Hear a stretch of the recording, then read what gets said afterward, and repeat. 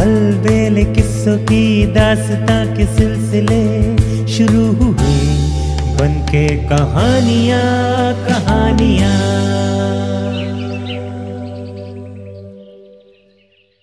आइए सुनते हैं आज की कहानी, कौन बड़ा बलिदानी। शमशान में पहुंचकर विक्रम ने बेताल को पुनः अपने वश में कर लिया और अपनी पीठ पर लाद कर साधु के पास चल दिया। वातावरण में शांति थी। कुछ क्षण चुप रहने के बाद बेताल ने इस शांति को भंग किया और कहा, सुन विक्रम, मैं तुझे एक और कथा सुनाता हूं। शांतिपूर्वक सुनना, कुछ बोलना नहीं, अन्यथा मैं वापस चला जाऊंगा। बेताल ने कथा सुनानी आरंभ की। बात उन दिनों की है जब वर्तमान नगर में रूपसेन नामक राजा राज करता था। वो बहुत ही दयावान और प्रजापालक था। एक बार वो राज दरबार में बैठा आवश्यक कार्यों को निपटा रहा था कि उसे सूचना मिली, कोई व्यक्ति उससे मिलना चाहता है।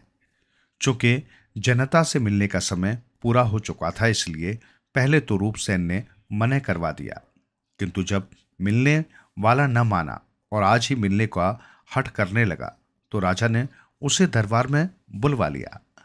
आने वाला व्यक्ति राज दरबार में राजा के सामने उपस्थित हो गया। कहो, तुम क्या चाहते हो? राजा ने पूछा। महाराज, मैं आप ही की नगरी का एक नागरिक हूं और आपकी छत्र छाया में रहकर आपकी सेवा करना चाहता हूं। ये तो बहुत ही अच्छी बात है, पर तुम किस तरह का काम करना चाहते हो? राजा ने पूछा। महाराज, मैं आपकी निजी सुरक्षा का कार्य करना चाहता हूं। ठीक है, हम तुम्हें ये काम देते हैं। अब तुम हमें अपना नाम बताओ और ये भी बताओ कि तुम वेतन कितना चाहते हो। हे राजन, मेरा नाम बीरबल है। मेरे परिवार में मैं, मेरी पत्नी तथा एक पुत्र व पुत्री है और मुझे वेतन में प्रतिदिन 1000 तोला स्वर्ण चाहिए। बीरबल ने उत्तर दिया। बीरबल की बात सुनकर राजा चौंका। वहां उपस्थित सभी राजदरबारी भी आश्चर्यचकित थे, किंतु राजा ने सोचा कि प्रतिदिन 1000 तोला स्वर्ण मांगने वाले इस व्यक्ति में अवश्य कुछ असाधारण होगा। इसलिए उन्होंने बीरबल को इतने वेतन के बदले अपनी सेवा में रख लिया। बीरबल प्रतिदिन सूर्यास्त के बाद राजा की निजी सुरक्षा में लग जाता। जब राजा शयन कक्ष में सोने जाता तो वो रात भर जागकर वहां पहरा देता। राजा को रात में जब किसी चीज की आवश्यकता होती तो बीरबल तुरंत उपलब्ध करा देता। राजा किसी भी समय बीरबल को असावधान नहीं पाता। इस कार्य के बदले में प्रतिदिन मिलने वाले 1000 तोला स्वर्ण को वो 2 भागों में बांटता। एक भाग साधु संतों महात्माओं में बांट देता तथा दूसरे भाग को पुनः 2 हिस्से कर देता, जिससे एक हिस्से से वो निर्धनों की सेवा करता तथा अंत में बचे हिस्से को वो अपने पारिवारिक खर्चों के लिए उपयोग करता। वो प्रतिदिन नियम से ये कार्य करने लगा। राजा रूपसेन बीरबल की सेवा से अत्यंत प्रसन्न था। अब उन्हें भी लगने लगा था कि इस जैसे सेवक के लिए ये वेतन ठीक है। बीरबल भी पूरे तन मन से राजा की सेवा करता। इसी तरह कई दिन बीत गए। एक रात जब बीरबल राजा के शयन कक्ष की पहरेदारी कर रहा था तो उसे महल के बाहर से किसी स्त्री के रोने का आवाज सुनाई दी। इस आवाज से राजा की नींद भी टूट गई और उन्होंने बीरबल को ये पता लगाने भेजा कि वो कौन है और क्यों रो रही है। सेवक बीरबल ने राजा की आज्ञा का पालन किया और महल से बाहर आकर आवाज की दिशा की ओर चल दिया। कुछ दूर चलने पर वो एक शमशान घाट के निकट पहुंचा। उसे आभास हुआ कि रोने की आवाज यहीं कहीं से आ रही है और वो अंदर आ गया। उसने देखा कि एक अत्यंत सुंदर स्त्री वृक्ष के नीचे बैठी रो रही है। वो उस स्त्री के पास गया और पूछा, देवी, तुम कौन हो और क्यों रो रही हो? वो स्त्री रोती रही परंतु कोई उत्तर नहीं दिया। बीरबल ने पुनः उससे यही प्रश्न किया। उस स्त्री ने बीरबल को देखा और कुछ क्षण चुप रहने के बाद कहा, मुझे राजलक्ष्मी कहते हैं। अब तक राजा रूपसेन के महल में वास करती थी, किंतु अब उस महल में कुललक्ष्मी ने अधिकार कर लिया है। मुझे एक योग्य राजा के महल को छोड़ने का दुख है। उस कुललक्ष्मी का कुप्रभाव भी महल पर शीघ्र होगा, जिसके कारण राजा 1 माह में अनेक दुखों को भोगकर मृत्यु को प्राप्त होगा। राजलक्ष्मी की बात सुनकर बीरबल परेशान हो उठा।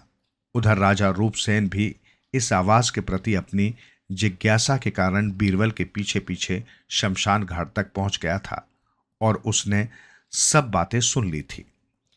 देवी राजलक्ष्मी, क्या राजा के बचाव का कोई उपाय नहीं है? बीरबल ने पूछा। उपाय तो है, पर बहुत कठिन है। कोई बात नहीं, मैं हर उपाय करने को तत्पर हूं।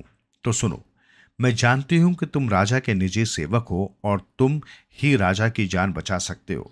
यहां से पूर्व दिशा की ओर 5 कोस की दूरी पर देवी का मंदिर है। यदि तुम अपने हाथों से अपने पुत्र की बलि देवी के चरणों में दे दो तो राजा दीर्घ आयु होगा और उसके सभी दुख दूर हो जाएंगे। ये बात सुनकर बीरबल तुरंत अपने घर पहुंचा और अपनी पत्नी को सारी बात बताई। उनके पुत्र और पुत्री भी जाग गए, उन्हें भी ये बात बताई। बीरबल ने अपने पुत्र से पूछा, क्या वो राजा की जीवन रक्षा के लिए अपनी बलि देने को तैयार है? पिताजी, राजा तो हमारे अन्नदाता हैं। उनके जीवन के लिए स्वयं मृत्यु का वर्ण करना तो मेरे लिए सौभाग्य की बात है, पुत्र ने उत्तर दिया। ठीक है, तो हम अभी देवी के मंदिर चलते हैं, बीरबल ने कहा। उधर राजा भी बीरबल के पीछे उसके घर तक पहुंच गया था। उसने भी चुपके से सारी बातें सुन ली थी। जब बीरबल परिवार सहित देवी के मंदिर की ओर चल दिया तो राजा रूपसेन भी उनके पीछे हो लिया। बीरबल राजा की उपस्थिति से अनभिज्ञ था। मंदिर में पहुंचकर बीरबल देवी प्रतिमा के सामने खड़ा हो गया। उसने कहा, माता, आज मैं अपने स्वामी और इस नगर के राजा के प्राणों की रक्षा के लिए अपने पुत्र की बलि तुम्हें अर्पित करता हूं। इतना कहकर बीरबल ने तलवार से अपने पुत्र की गर्दन काट दी और उसे देवी के चरणों में अर्पण कर दिया। भाई की मृत्यु को उसकी बहन सहन न कर सकी। उसने देवी का त्रिशूल खींच लिया और उससे अपनी जीवन लीला समाप्त कर ली। पुत्र और पुत्री की मृत्यु ने उनकी मां को भी विचलित कर दिया। उसने भी उसी त्रिशूल को अपने हृदय में उतारकर मृत्यु को अपना लिया। अपने पूरे परिवार का अंत देखकर बीरबल का भी मन भर आया। उसने सोचा कि अब वो जीकर क्या करेगा, अतः उसने भी तलवार से अपना प्राण अंत कर लिया। राजा रूपसेन ने जब यह देखा कि उसका सच्चा सेवक अपने परिवार सहित मृत्यु को अपना चुका है तो उससे भी रहा न गया। वो सोचने लगा कि सेवक जब अपने राजा के लिए प्राण दे सकता है तो मैं सेवक के लिए क्यों नहीं। यही सोचकर उसने अपनी तलवार निकाल ली। वो अपने ऊपर वार करता इससे पहले ही देवी साक्षात रूप में प्रकट होकर बोली, राजा रूपसेन, अब तुम दीर्घ आयु होकर प्रजा की सेवा करो। मैं तुमसे प्रसन्न हूं, अतः जो वरदान चाहे मांग लो। माता, ये मेरा सच्चा सेवक था। इसने मेरे लिए अपने परिवार को बलिदान कर दिया। मैं तुमसे वरदान के रूप में इनका जीवन मांगता हूं। तुम्हारी इच्छा पूर्ण होगी वत्स। ये कहकर देवी अंतर्ध्यान हो गई। राजा ने देखा कि चारों व्यक्ति जीवित अवस्था में उसके सामने खड़े हैं। राजा रूपसेन बीरबल की सेवा भक्ति से प्रसन्न था, अतः उसने अपना आधा राज्य बीरबल को सौंपकर उसे राजा बना दिया। विक्रम, तुमने कथा तो सुन ली। अब ये बताओ कि बीरबल, उसका पुत्र, पुत्री, पत्नी और राजा में से किसका बलिदान सबसे बड़ा था? बेताल ने कथा समाप्त करके प्रश्न किया। बेताल, इनमें से राजा का बलिदान सबसे बड़ा था। यद्यपि उसने अपना बलिदान देवी के प्रकट हो जाने के कारण नहीं दिया, किंतु वो इसके लिए तैयार तो हो ही गया था। वो तो अपने सेवक के लिए बलिदान कर रहा था, जबकि बीरबल का तो कर्तव्य था कि वो अपने स्वामी के लिए बलिदान करता। पुत्र ने जो किया वो उसके लिए पिता की आज्ञा थी। बहन ने भाई के मोहवश ऐसा किया, जबकि मां ने अपने बच्चों को खो देने के गम में बलिदान किया। अतः राजा के बलिदान को ही सबसे बड़ा बलिदान माना जाएगा। विक्रम, तुमने बिल्कुल सही उत्तर दिया, किंतु तुम मेरी शर्त भूल गए। मैंने तुम्हें चुप रहने को कहा था, चूंकि तुम बोल पड़े अतः मैं चला। बेताल एक बार फिर शमशान की ओर उड़ चला, किंतु विक्रम ने भी उसे पकड़ने की ठान रखी थी। वो भी उसके पीछे पीछे चल दिया।